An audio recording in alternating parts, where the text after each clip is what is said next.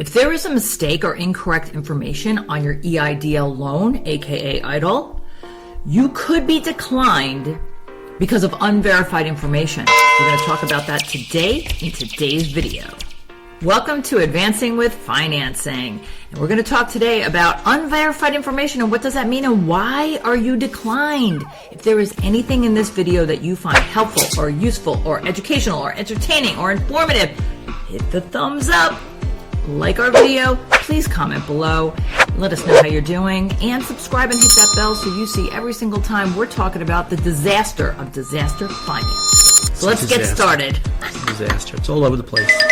So Trav, unverified information. We're getting reconsideration requests or loan applications for the economic injury disaster loan declined, and the simple one-sentence explanation is unable to verify information. What does that mean? It doesn't say it in the letter, so you kind of have to play a guessing game. Yeah, which really, I know, aggravates you because after doing 30 years of government loans, FHA loans, you kind of had a better handle on how to navigate the process, Yeah. But this is so new.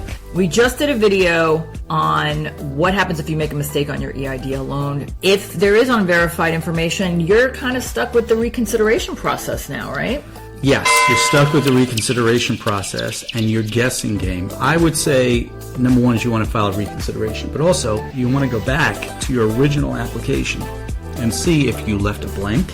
Because if there's a numerical value that's supposed to be inserted in there and you don't have it, for instance, if you don't have cost of goods sold because you're a service provider, then put a 0. Don't leave it blank. That is very aggravating, but let me just remind everybody, there have been 7 million applications, correct? And Plus, going up, there's more now. So they're not in a position to, let me call and find out what is going on. In general, our experience with SBA loans prior to COVID with deals we were working on, SBA doesn't call you up and say, hey, is there a mistake or could you give me a little more clarity on the side? They just decline the loan. We did a video, there were 7 tips on how to complete your EIDL loan.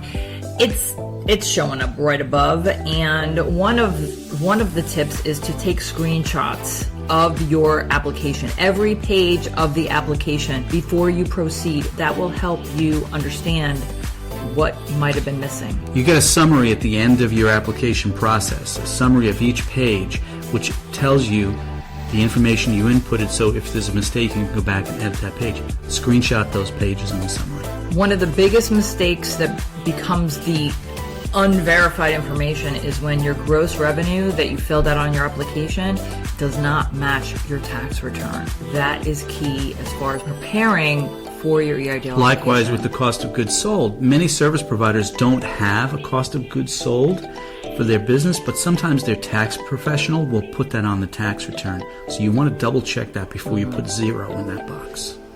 These are all things that we're finding out that were mistakes that could have been avoided, but now we're having to file so many reconsiderations for clients. Please, all of this information is in the description below. And you can actually go to auroraconsulting.biz and download our EIDL FAQ and sample application if you have not yet applied for the EIDL loan, which is still open through December 31st. We'll put the link in the description below. My name is Linda Ray. And I'm Trevor.